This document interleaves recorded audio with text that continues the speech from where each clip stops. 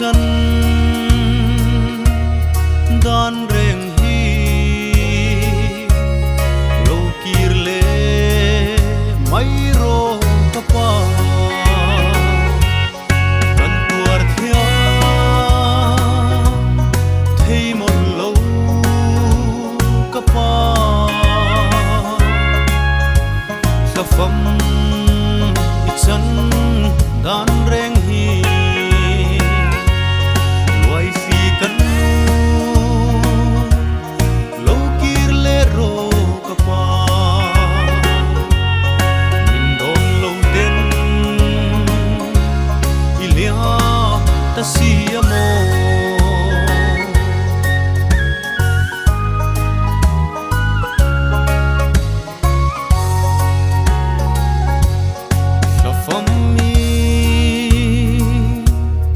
chân hun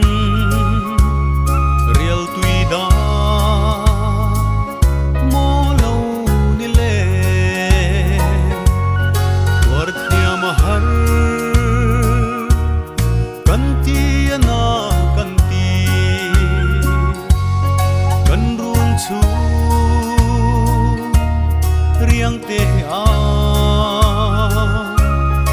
ir zai lo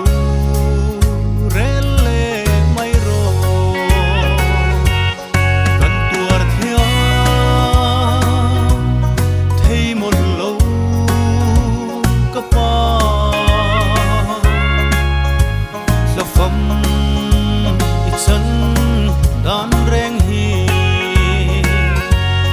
loài si cần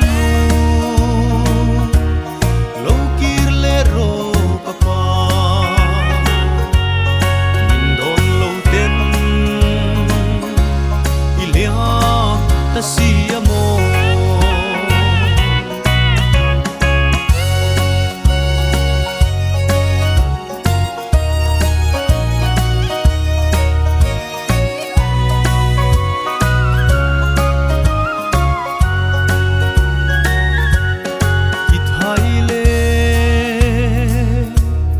hay trôi tê